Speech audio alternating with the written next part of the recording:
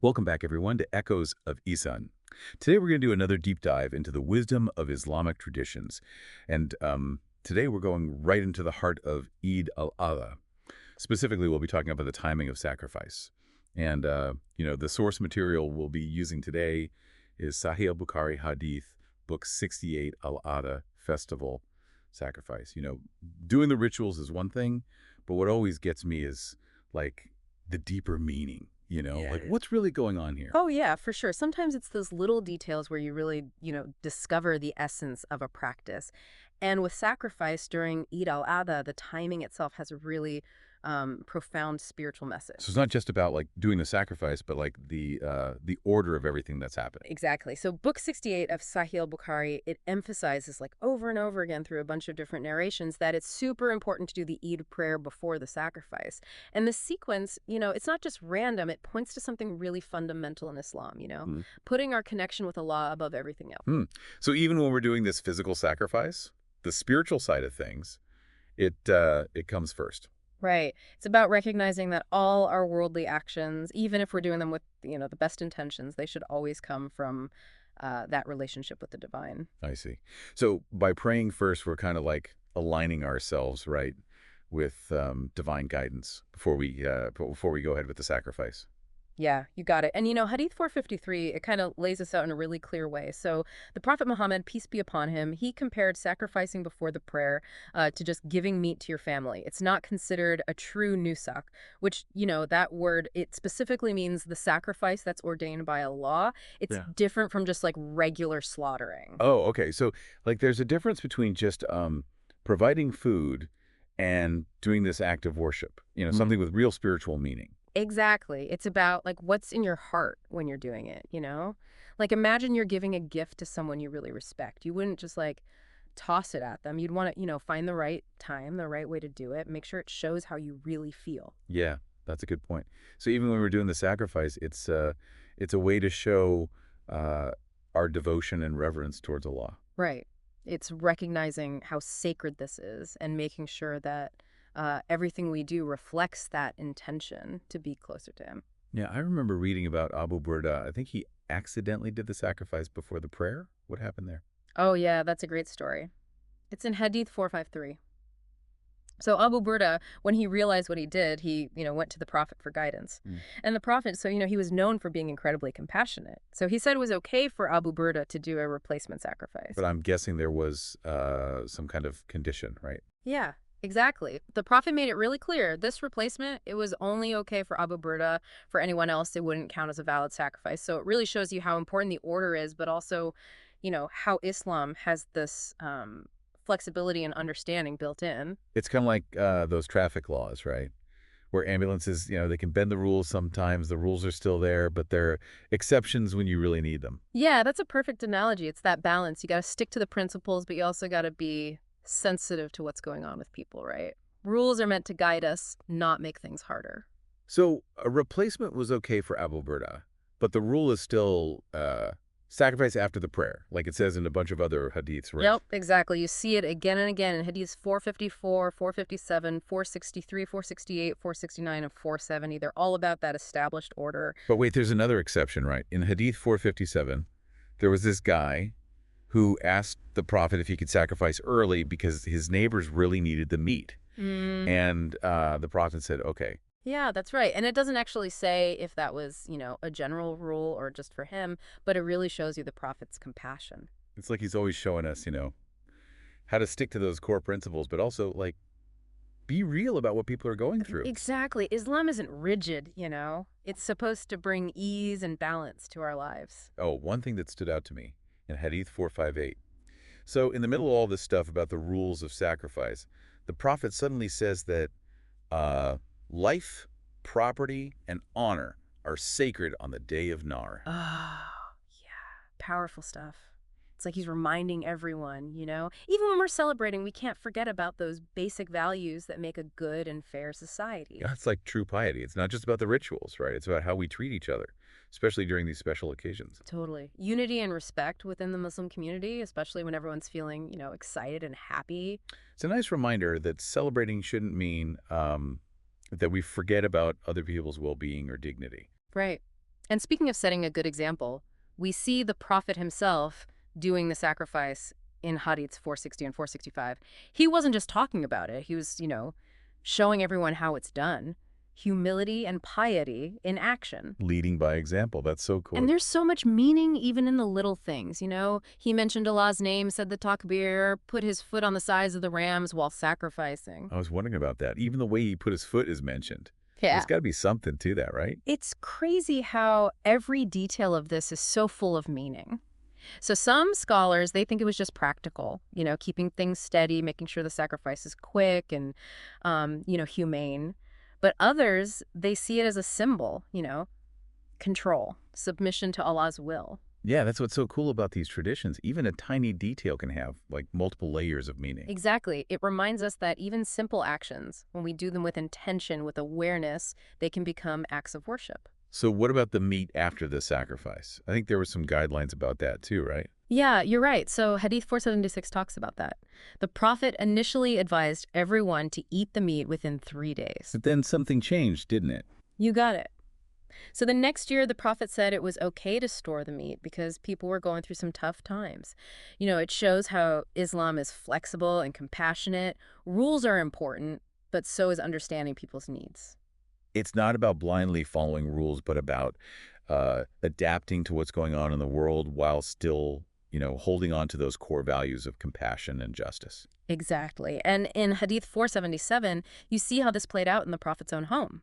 His wife, Aisha, she would salt and preserve the meat. So practical, right? It's so cool to see how they actually lived these teachings. Yeah, it makes those stories so much more real and relatable. So we've covered a lot. The sequence, the exceptions, the rules about eating the meat. It's been a pretty fascinating dive so far. What really stood out to you? I think what really sticks with me is that balance, like sticking to the core principles, but also being flexible, seeing what people are going through. Yeah. The Prophet's guidance on the timing, it's a perfect example. It's not about being rigid. It's about finding that path that works for both our spiritual duties and our everyday lives. Yeah, that's a really good point. And, as we're talking about these hadiths, it's like they're not just instructions, right? It's like you get these little glimpses into how things were back then, like the society, the culture. Totally. It's like these little windows into the past, right? You get all these details about how the early Muslims lived. Like in Hadith 474, it says people were taking the meat back to Medina. That tells you something, doesn't it? Oh, yeah, for sure. It means that even though they were doing the sacrifice in Mina during Hajj, they wanted to share, Right. take those blessings back to their families, their communities. It's all about sharing and generosity, especially during Eid.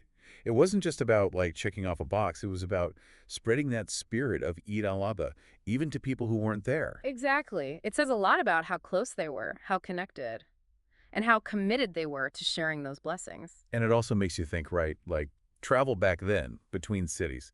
Imagine taking all that meat back to Medina. Shows you how dedicated they were, how important it was to keep those connections. It's amazing how these little things can tell you so much about life back then. Oh, yeah, for sure. And then there's Hadith 475. It's an interesting one. So Abu Sa'id al-Khudri, he came back from a trip, and they offered him some of the sacrificial meat, but he wouldn't take it. That's weird. Why would he say no to that? Well, back then there was this rule that you couldn't keep the meat for more than 3 days. You had to eat it or give it away quickly so it stayed fresh and didn't go to waste. But later, that rule changed, and Abu Sa'id didn't know. Ah, so it wasn't that he was being rude or didn't appreciate it. He just didn't know the rule had changed. Exactly. Luckily, his brother, Abu Qatada, he was there when the new ruling came out, so he explained it. Told him it was okay to eat the meat, even after 3 days. See, that's why it's so important to stay up to date, right? Get your knowledge from good sources. Especially with religious practices, things can change. For sure. It's a good reminder that Islamic teachings, they're not stuck in time, they're dynamic. And we have to keep learning, make sure we're in line with the latest understanding. And it's a nice example of brotherhood, too. Clearing up misunderstandings with patience and understanding. Yeah, definitely. It shows how supportive the Muslim community is and how important knowledge is for keeping things harmonious. So we've mostly been talking about the timing of the sacrifice today. But I'm curious about, like, the animals. Are there certain kinds that are okay to sacrifice? Oh, yeah, good question. There are definitely hadiths in Sahih Bukhari that get into that. It's not just about when you do it, right? The animal itself has to meet certain criteria. Can you give us like a quick rundown? Yeah, sure. So generally, the animals that are okay are camels, cattle, sheep, and goats. These are the animals that Allah has made halal, permissible to eat. And they have a special place in Islam. So it can't be just any animal. Right. This act is sacred, so the Yeah. animal has to reflect that. The hadiths, they give specific rules about age and health. It's got to be a high quality animal, showing that we're giving the best we have to Allah. Like what kind of rules are we talking about? So, for example, a camel has to be at least 5 years old. That symbolizes, maturity, strength. A cow or a bull, at least 2 years old, Yeah. shows a certain level of development, makes it more valuable. And a sheep or goat, at least 1 year old. That means it's reached a point where it's, a worthy offering. So it's not just about looks, it's about the whole well-being of the animal, making sure it's treated right its whole life. Exactly. It reflects those Islamic values of compassion and kindness to all creatures. We're responsible for animals, it's not just about using them, it's about their well-being, their dignity. It's like a holistic approach, right? It's not just the physical act, it's the ethical side too. Right on. We have to remember that our actions have consequences. Even when we're sacrificing, we got to hold ourselves to the highest standards of compassion and respect. So it's more than just a ritual, it's a way of life. Kindness, generosity, reverence for all creation. Beautifully said. It's about understanding that everything's connected. Even the simplest things, if we do them with intention, with awareness, they can have so much meaning. Okay, so the quality of the animal is important, but I guess the person doing the sacrificing, their intention, their state of mind, that's got to be just as important, right? Maybe even more. Absolutely. It all comes down to intention. The physical act, it's nothing without that sincerity, that devotion, that gratitude towards Allah. It's what's in your heart, that connection with the divine. That's what really matters. So it's not just going through the motions, it's about getting your heart and mind in the right place. Right. Exactly. It's about recognizing that everything we have, our lives, everything, it's a gift from Allah.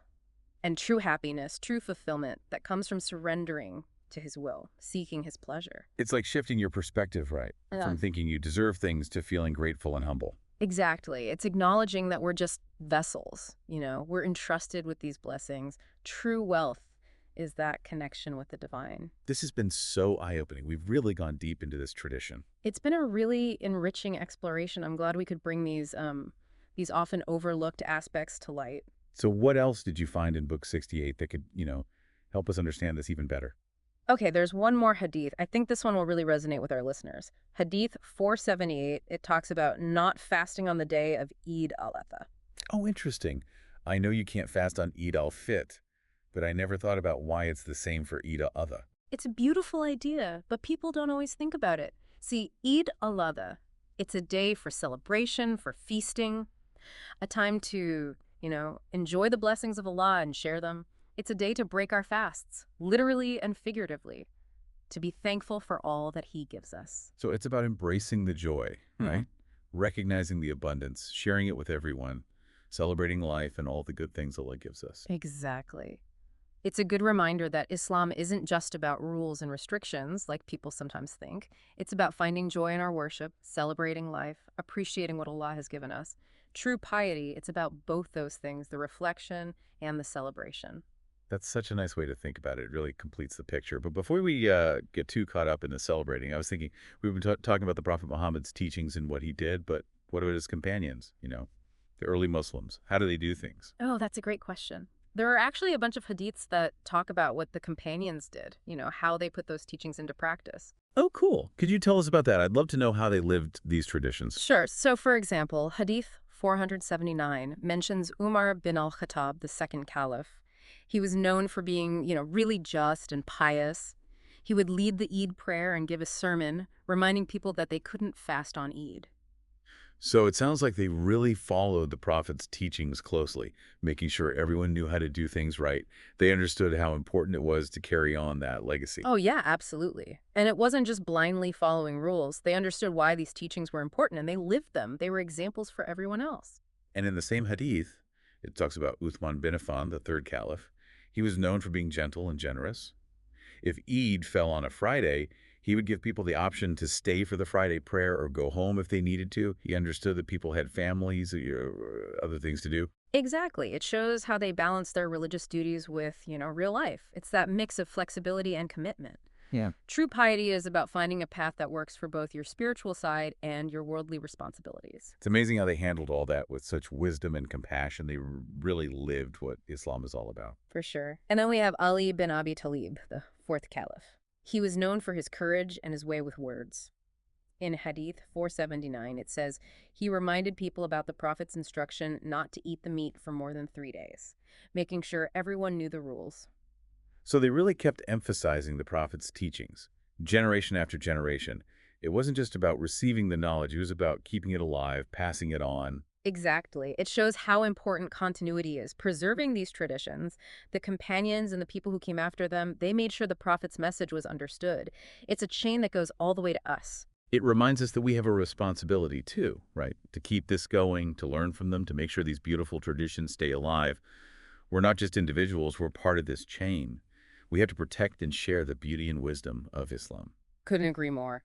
It's about understanding what these teachings really mean, how they apply to our lives, and how we can pass them on to the next generation. We're inheritors, but we're caretakers too. This has been amazing, learning all about sacrifice during Eid al-Adha. It really has. But before we wrap up this part of our deep dive, I want to share one last little gem from Sahih Bukhari. I think it'll give our listeners something to think about. It's Hadith 480. It says that Abdullah bin Umar, one of the Prophet's most important companions, he was known for always following the Sunnah. Well, he wouldn't eat any meat at all after leaving Mina, just to be absolutely sure he wasn't breaking the rule about the 3 days. Wow, that's some serious piety, right? Yeah. Like he really wanted to follow those guidelines, went above and beyond to be on the safe side. Exactly. It shows how much respect he had for the whole idea of sacrifice. He wanted to make absolutely sure he wasn't doing anything wrong. It's really inspiring to see that level of commitment from the early Muslims, Yeah. striving for excellence in everything they did. It really does make you think about, how we approach our own religious obligations. Yeah.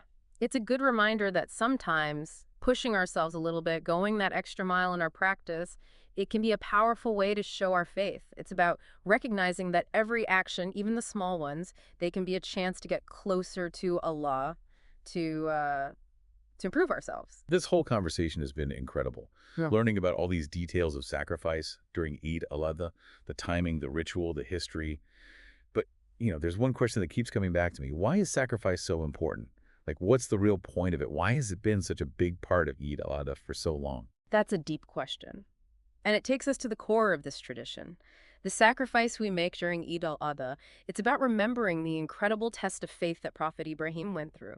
Allah asked him to sacrifice his son, Ismail, as the ultimate act of submission and devotion. Can you imagine that? Yeah. Being asked to do something like that? The emotional struggle he must have gone through?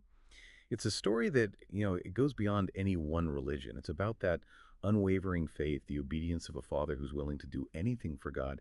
It's a story that's been passed down for generations, reminding us about the power of faith and how important it is to surrender to the divine. Exactly. And just like Ibrahim was ready to sacrifice the most precious thing in his life, we're called to make sacrifices too, to let go of the things we're attached to, our desires, our egos, and put our trust in Allah.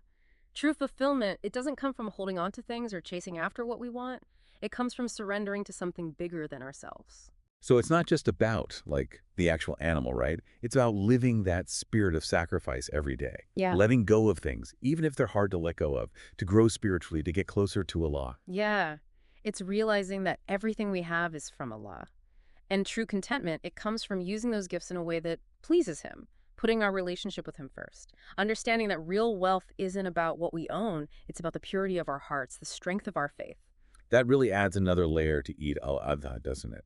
It's not just a celebration, it's like a call to action, to become more spiritual, more connected to the divine, to recognize the sacrifices we need to make, and to do them with sincerity, humility, and gratitude. You put it perfectly. And it's important to remember, this journey of sacrifice, it's not supposed to be a burden. It's about freedom, freeing ourselves from our egos, finding real peace and joy in surrendering to Allah's will. Letting go of things can actually bring so much peace and freedom. It's kind of like a paradox, right? You sacrifice and you find abundance. You surrender and you find freedom. Sometimes the things we hold on to the tightest, those are the things that keep us from true happiness. That's the wisdom in this tradition. Letting go can be the greatest act of love and devotion. We let go to get closer to Allah, to purify our hearts, to align ourselves with His will. This has been such an amazing conversation. We've learned so much about sacrifice during Eid al-Adha, the details, the history, the spiritual meaning. It's been a real journey of discovery. It really has. And as we wrap up our deep dive, I want to leave our listeners with one last thought. We've talked about the sacrifices we make for Allah, but what about the sacrifices He makes for us? Think about His love, His mercy, the blessings He gives us every single day, even when we don't realize it. Let that sink in and let it fill your heart with gratitude. He is the most generous, the most merciful. That's a beautiful way to end this. It reminds us that it's not just about us giving to Allah, it's about His constant giving to us, an exchange of love, mercy, and gratitude. Thank you for joining us on this journey. And to all our listeners, may your Eid al-Adha be full of blessings, meaningful reflection, and a renewed commitment to living that spirit of sacrifice in everything you do. May it be a time for spiritual growth, for strengthening our connection with Allah and with each other,